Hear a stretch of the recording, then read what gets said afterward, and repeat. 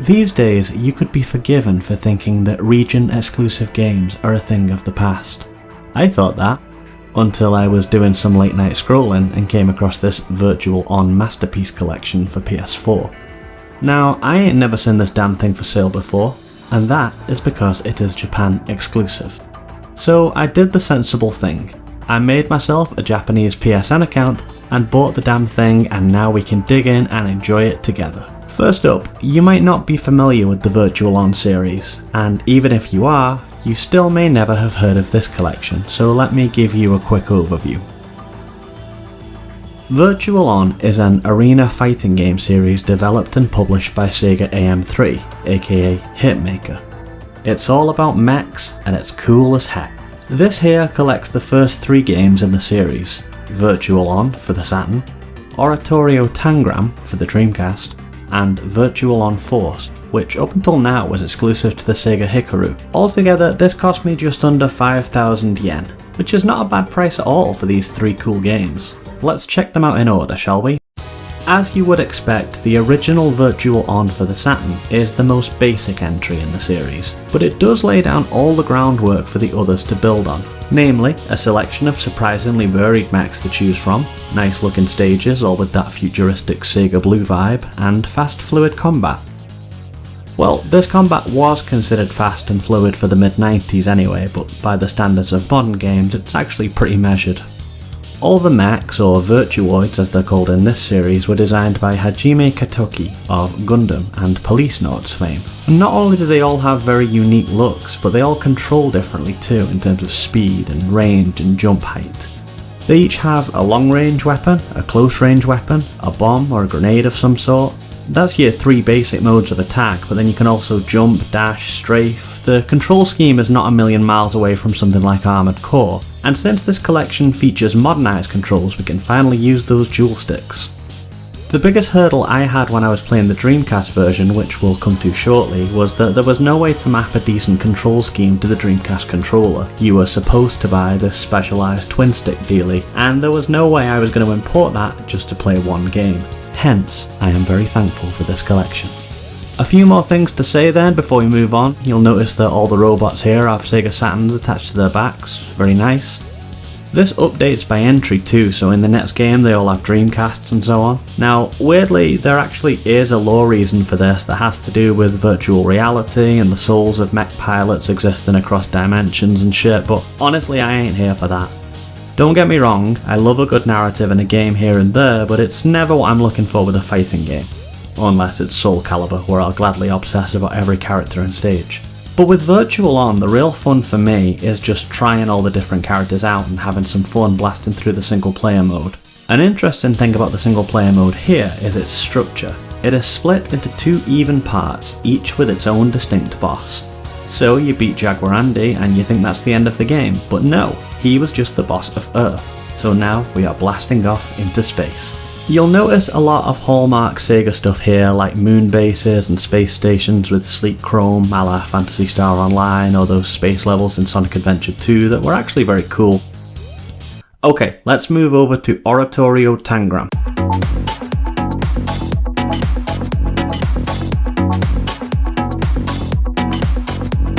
This game has a weird name and I don't know what it means other than that it's the name of the final boss.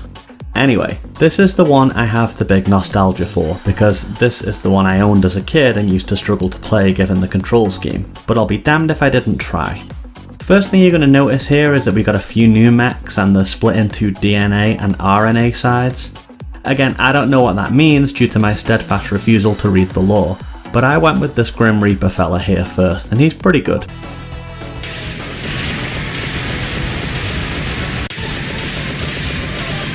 Honestly, I normally just main Fei Yen in these games because she is so incredibly anime and I love her, but I wanted to give you some varied footage to look at, and therefore you'll see me using a few different mechs here. The graphics on this one are a damn sight smoother because it's Dreamcast. I'm not sure if this collection upscales any of the games, but I don't think so. The games just looked good anyway. Gameplay wise, this one is very much more of the same, but I don't really mean that in a bad way, it's just the nature of fighting games. They tend to be quite iterative. They refine and expand rather than changing what they are at their core. Think about the differences from Street Fighter 2 to 3, from Soul Calibur 1 to 2.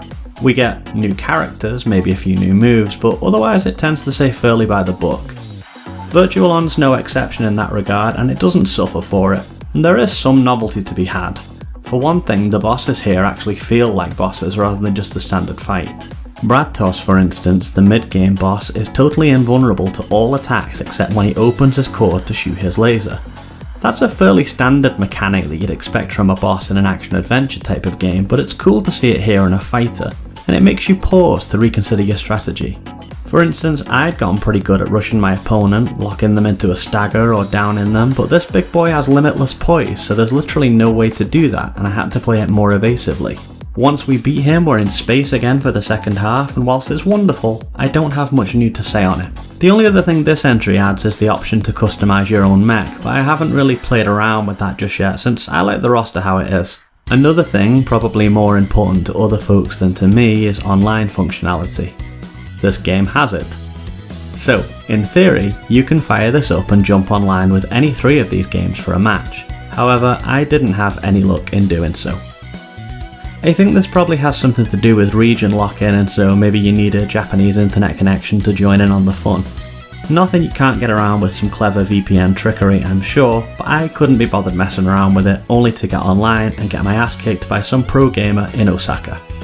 I will say though that given my nostalgia for this game, I expected it to be my favourite in this collection, but actually that honour might go to the third entry here, Virtual On Force. Now this one was originally arcade only, and I believe also Japan only. It did get a sort of quasi-port on the PS2 in the form of Virtual on Mars, which was not well received at all. I'll get to it someday though, since it adds a proper story mode where you can free roam a little bit and brawl with grunt type enemies, and that sounds cool to me. But for now we're talking about Virtual on Force, and this actually does switch the formula up quite a bit. First of all, it's 4 player instead of 2, which means we're getting into team battles or 4-way brawls. In the single player, it's all team based, and you'll choose who you want to partner with. Fair yen for me. Also, she's a French maid now for some reason, which I don't love, but hey ho. You can assign your partner's stats RPG style, but since I cannot speak or read Japanese, I just kinda spread them out as evenly as I could. Quality build, you know? Good all-rounder. You get a sync ratio and a partnership rating which increases when you win battles with that partner. I'm not sure how this mechanically impacts on the gameplay, but it is interesting for sure. In the arcade mode here, we're going to be doing 2-on-2 battles and 2-on-1 boss battles. Where it's 2-on-2, the fight ends when the leader is defeated. You are the leader for your own team, and the game indicates who is in charge of the opposing team. Again, it's a nice touch and it introduces a strategy element, as you can be slow and methodical and pick the enemy off one by one, or you can go all in on trying to beat the leader and end the match as quickly as possible. Graphically, this one is even nicer again, since it is based on the Sega Hikaru, the arcade machine that also brought us Planet Harriers and is capable of Fong shading, whatever that means. Basically, it's a little glimpse into what the Dreamcast 2 could have been.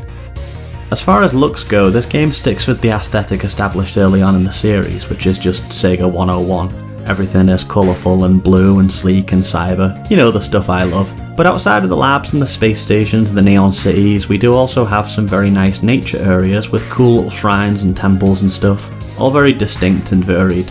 Plus the actual structure of the stages now is a bit more interesting, with slopes and random elevation and hiding spots.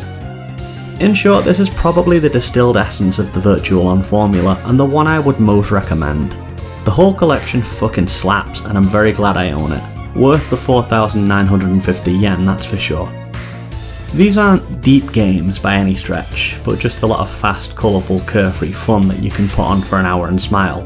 Sometimes you just need that. However, there are still 2 Virtual On games that I need to tick off my list before I can claim to truly know the series inside out. There is Mars for the PS2, which is just a bad port of Force, but like I say, that story mode intrigues me greatly, so I'll definitely be checking it out. There is also A Certain Magical Virtual On, which is an inexplicable crossover game that again wasn't well received, but the sicko in me craves it. In a bizarre move, Sega decided to take their big mech fighting franchise and do a crossover with A Certain Magical Index, which is a manga about supernatural high schoolers. In fairness, there are Magical Index fighting games already on the PSP and such, but it still feels like two franchises that just should never have met. I will be ordering a copy of this very soon. And that about wraps us up for today, folks. I really hope you liked the video and found it interesting. Maybe you even feel inspired to dive into the Japanese PSN and get yourself a copy. I am still in the process of getting moved into the new place at the minute, so the upload schedule could look a little sporadic over the next month or so, but rest assured I am still out here working on positive content and I have many ideas. Until next time, friends, stay magical.